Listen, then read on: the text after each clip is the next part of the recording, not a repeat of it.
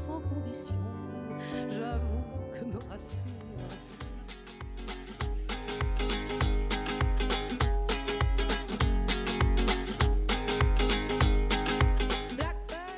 Alors, on peut croire en regardant le titre de la conférence, quel changement possible dans le monde rural, qu'on est en décalage, qu'on est un peu éloigné du monde de l'entreprise et de l'univers du changement des organisations. Je pense au contraire qu'en revenant à l'essentiel, en réfléchissant à notre rapport à la terre, à notre alimentation, on commence à valoriser là vraiment les questions, on revient à l'essentiel, et d'ailleurs ça a été un des mots dans les klaxons qui revenaient souvent. On revient à l'essentiel, on revient à ce qui est le plus important, valoriser le capital vivant, finalement. Donc là, voilà, je vous propose de réfléchir au sort qui est fait aux poumons de nos sociétés, qui sont justement les campagnes, et qui proposent souvent des modes de vie inspirants. Quand on vous voit éparpillé, on se dit que la densité, c'est pas votre truc. Et donc voilà, vous l'avez dans le monde rural, donc comme quoi ça vous inspire déjà. Il y en a de plus en plus qui veulent revenir au vert. Donc voilà, donc on vous propose cette pause réflexive sur qu'est-ce qui se passe dans nos campagnes, et on va vous la faire sous format assez interactif, c'est-à-dire que Benoît Biteau, qui va venir ici vous en parler, va parler 10 minutes, et après on va être vraiment dans l'échange, dans l'interaction, et vous laisser la parole pendant 10 minutes. Donc voilà, Benoît Biteau est paysan et fier de l'être, fondateur de Val de Seudre Identitaire. Il a d'abord travaillé dans l'agriculture conventionnelle, voire même productiviste, et il va vous raconter un peu son parcours pour aller dans l'interaction après. Benoît Biteau.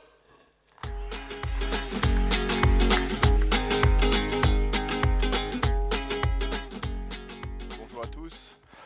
Effectivement, on peut parler du monde de l'entreprise quand on parle aussi de ruralité et d'agriculture. Et donc, je pense pouvoir apporter un éclairage sur ce sujet-là, et surtout rappeler quelques éléments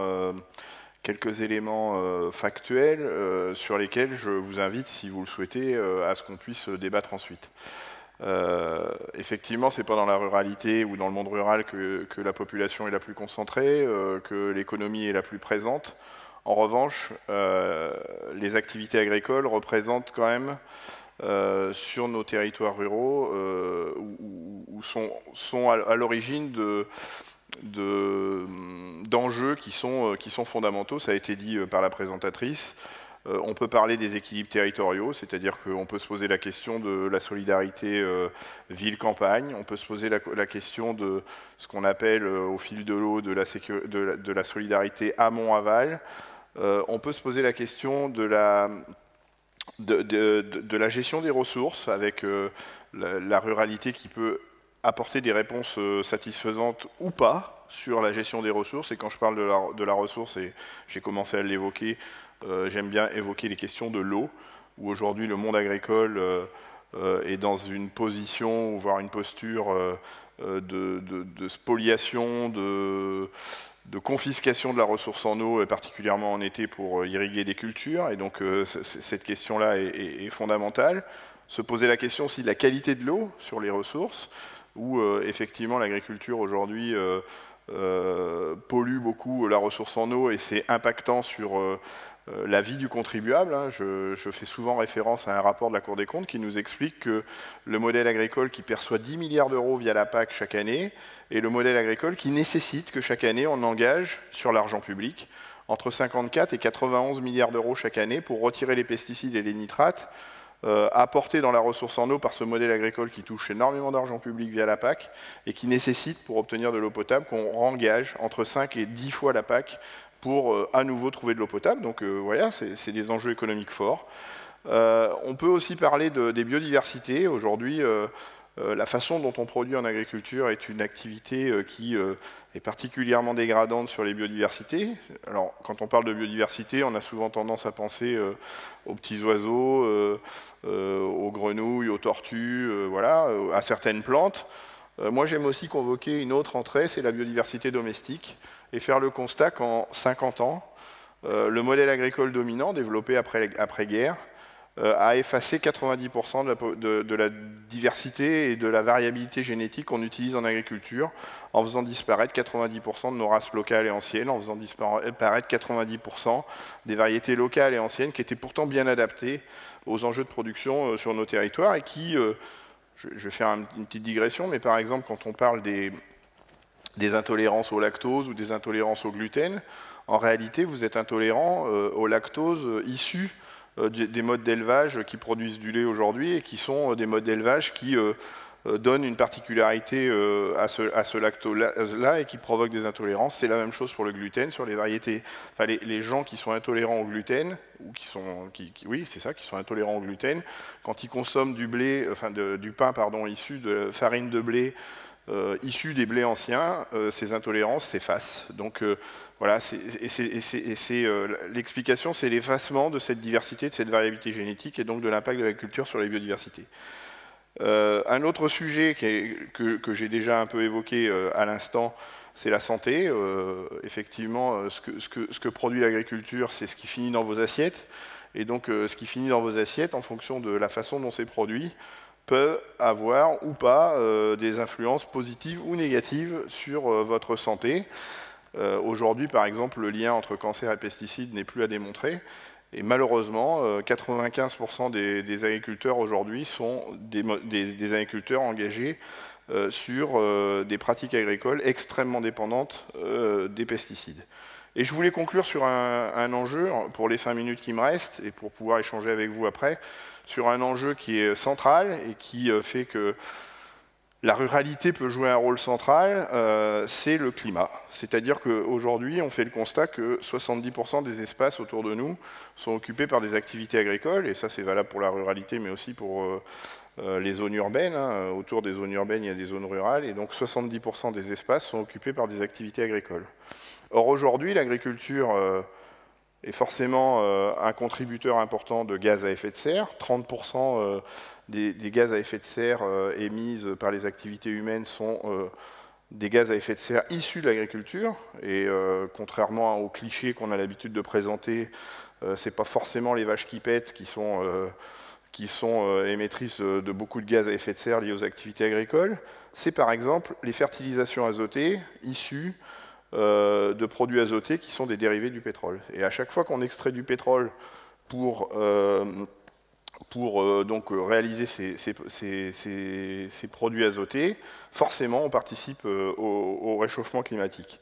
Et donc aujourd'hui, si on regarde un peu les données, on se rend compte que pour produire 1 kg de cet azote de synthèse dérivé du pétrole ou du gaz, mais c'est toujours une énergie fossile, il nous faut 1,5 litre de pétrole pour produire 1 kg d'azote. Quand on sait que sur un hectare de blé, un hectare de maïs ou un hectare de colza, l'agriculteur met entre 200 et 300 kg d'azote par hectare et par an, vous avez tout de suite compris qu'avant même que l'agriculteur ait tourné la clé de son tracteur, qui fonctionne avec du pétrole aussi, mais avant donc, le fonctionnement de ce moteur thermique, on se rend compte que on crée une dépendance au pétrole de 300 à 400 litres par hectare et par an pour ces productions-là. Donc pour un modèle agricole qui a l'ambition de vouloir nourrir 9,5 milliards de personnes en 2050, moi je me pose vraiment la question de comment est-ce que ce modèle va sortir de l'impasse qu'est la sienne, en sachant que les spécialistes du pétrole nous disent justement qu'en 2050, il n'y en aura plus de pétrole. Donc ces gens-là nous disent on produit beaucoup avec une ressource qui s'appelle le pétrole et qui veut nourrir 9,5 milliards de personnes en 2050, justement quand il n'y aura plus de pétrole. Donc vous voyez que l'équation devient insoluble. Donc cette entrée climatique me permet de vous parler des alternatives, c'est-à-dire que, et c'est ce que j'ai choisi de faire moi, puisque ce qui m'intéressait en devenant agriculteur, et en étant ingénieur agronome moi-même, c'était de développer des logiques agronomiques, et en partant d'une structure qui était allée très loin dans le développement de ce modèle agricole qu'on appelle intensif, qu'on appelle productiviste, qu'on peut appeler chimique, en partant de cette base-là, faire la démonstration que sur les 5 enjeux en gros que je vous ai présentés, mais restons sur celui du climat, on peut inverser des tendances tout en restant dans des logiques économiquement viables. C'est ce qu'on appelle le développement durable, c'est-à-dire qui s'appuie sur les 3 piliers du développement durable, à la fois le pilier économique, bien sûr, le pilier écologique et le pilier social, parce que quand on reçoit de l'argent public comme on reçoit l'agriculture, quand on crée des coûts externalisés liés aux productions agricoles supportés par les contribuables, la dimension sociale est forcément nécessaire, en tout cas nécessaire à intégrer dans le projet agricole qu'on développe. Eh bien, moi, j'ai choisi de mobiliser les surfaces sur lesquelles j'évolue. Ce n'est pas une petite structure, hein, c'est une structure qui fait 255 hectares. J'ai choisi donc de mobiliser les surfaces agricoles dans un engagement dans l'atténuation du changement climatique. C'est-à-dire qu'en adoptant d'autres pratiques que celles qui font ou qui nécessitent une dépendance forte aux dérivés pétroliers que sont les pesticides et les engrais de synthèse, je me rends compte que non seulement je ne suis plus dans une activité agricole qui émet les gaz à effet de serre, même si je suis éleveur, mais mes animaux pâturent des prairies humides qui sont des zones de séquestration du carbone et qui donc font que le bilan de mon activité fait que je séquestre plus de carbone que je n'en émets, donc je suis vraiment dans des logiques d'atténuation du changement climatique, mais aussi parce que j'utilise plus de substances de synthèse qui sont des dérivés pétroliers et qui font que du coup, j'émets plus ou pratiquement plus de gaz à effet de serre, et surtout parce que le fil conducteur de ma démarche, c'est de m'appuyer sur une coopération avec la vie, plutôt que de chercher à mettre la vie au pas avec des pesticides ou des engrais de synthèse.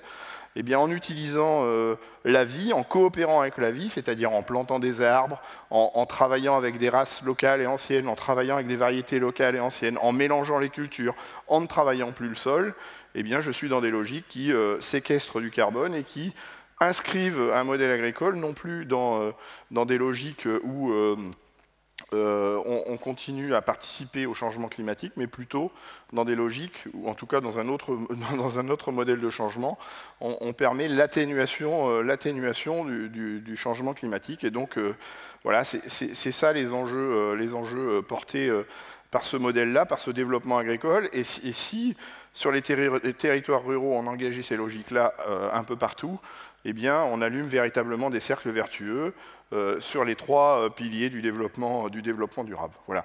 Donc c'était une présentation assez brève, je peux parler des heures bien entendu, mais moi j'ai souhaité, et l'organisation m'a encouragé à le faire, j'ai souhaité à ce qu'il puisse y avoir 10 minutes d'échange si vous avez des questions sur ces sujets-là, peut-être plus focalisés sur des enjeux que je n'ai pas développés, mais c'est l'objectif de ne pas tout développer dans 10 minutes et de pouvoir échanger ensuite.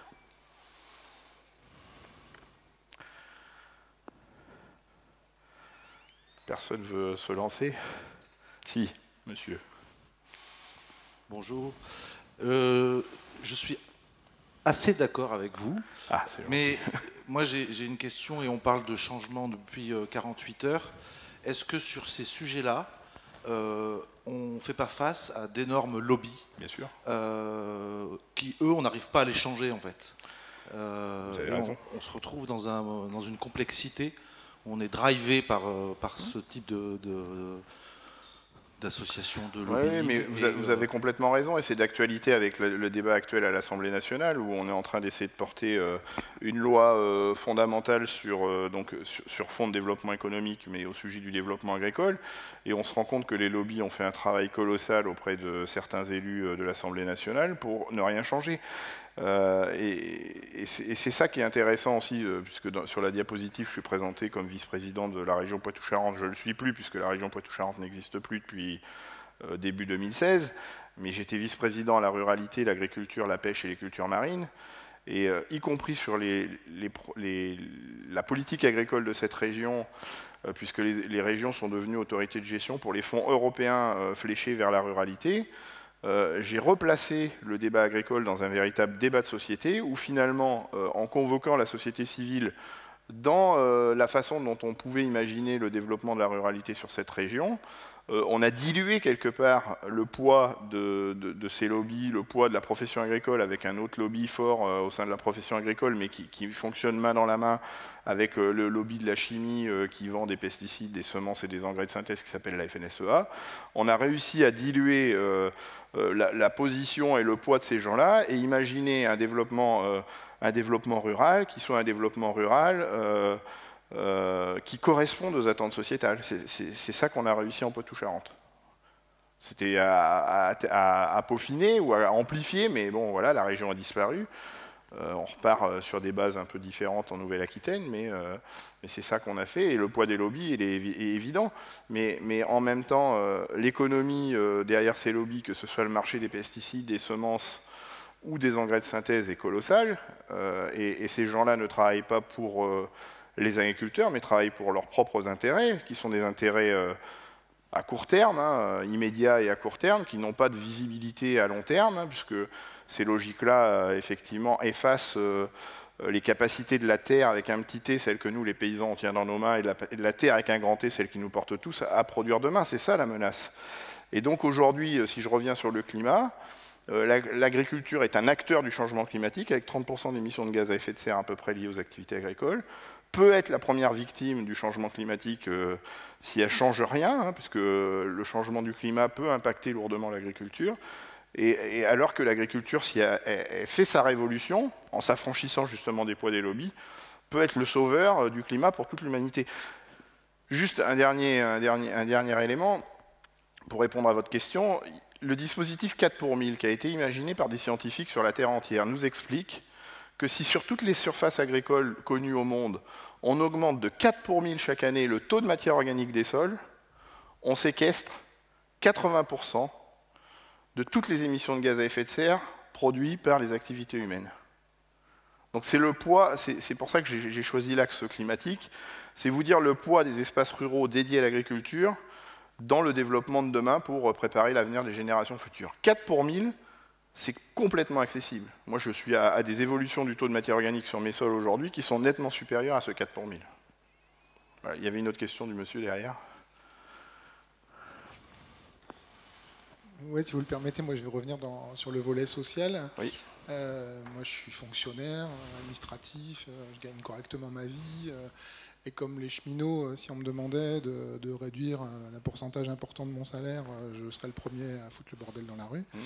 Il y a quand même toute une propension à dire que finalement les paysans sont des pollueurs. Et j'ai la conviction profonde que les paysans, quand ils se lèvent le matin, ils se disent pas, tiens, encore une bonne journée où je vais polluer.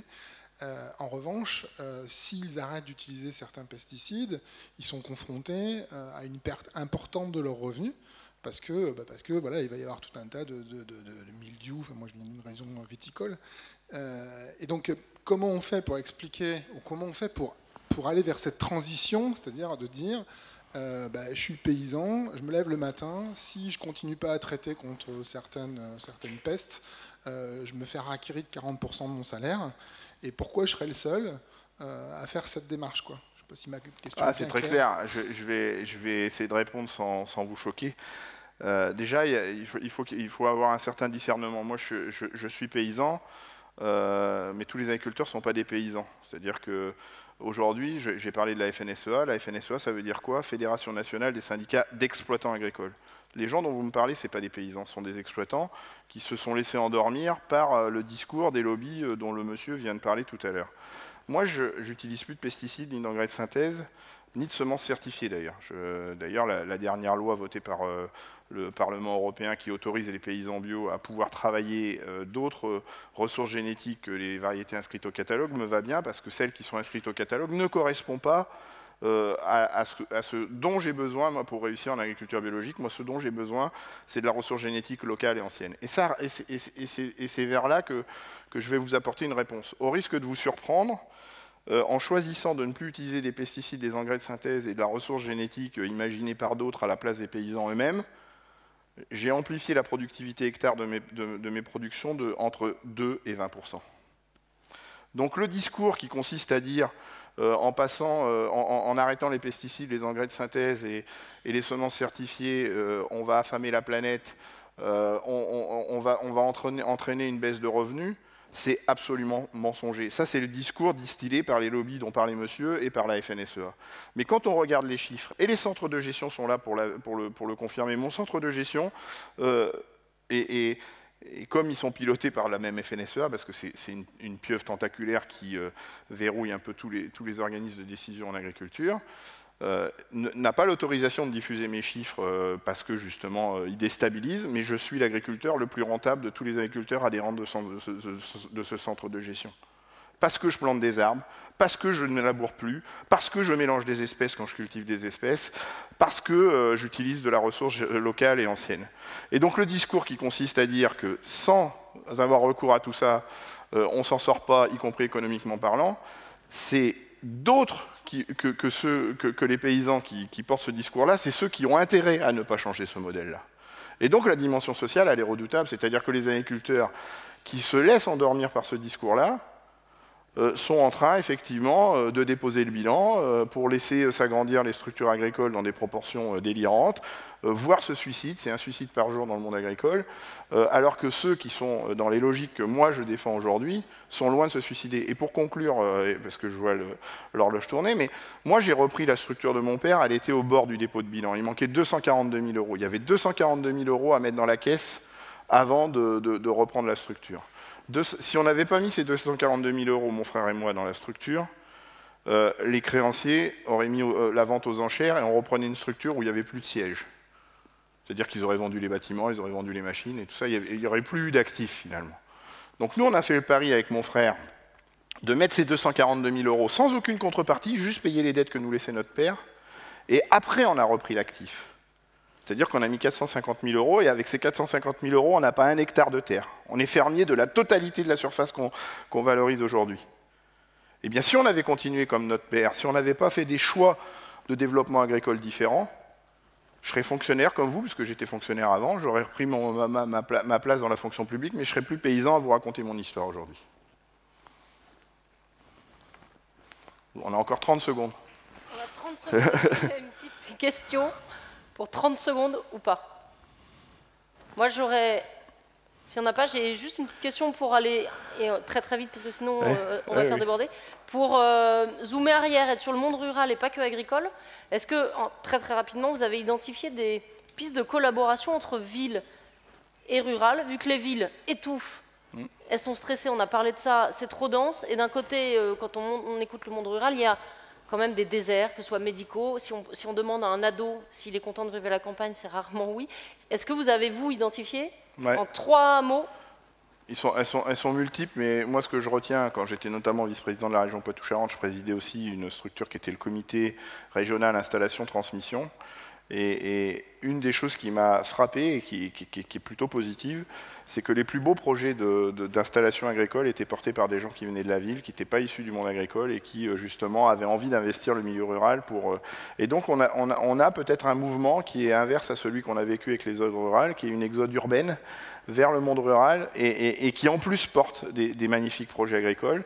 Et puis après, il y a bien sûr la diffusion de l'alimentation, c'est-à-dire qu'il faut que le monde rural aille à la rencontre du monde urbain et citadin pour diffuser des produits qu'on produit. C'est ce que je fais, puisque toutes mes productions animales sont vendues en vente directe. Merci. Donc encore de la connectivité entre le rural et l'urbain. On peut applaudir Benoît Biteau. Merci. Juste, si je peux me permettre du prosélytisme, pour ceux qui veulent aller plus loin, j'ai publié un bouquin qui est sorti le 14 février dernier. Et donc, si ça vous intéresse, voilà, il y a cette publication qui reprend, bien sûr, dans bien plus de détails que 10 minutes d'intervention, qui permet donc de reprendre la totalité des choses. Sur 300 pages, vous avez une photographie exhaustive de ce que je vous ai raconté. Ben merci. Il est peut-être à l'espace librairie. Je ne sais pas, je vais aller voir. Très bien. Bon, il y a déjà eu de l'interactivité, mais on va quand même... vous en demandez via Klaxoon.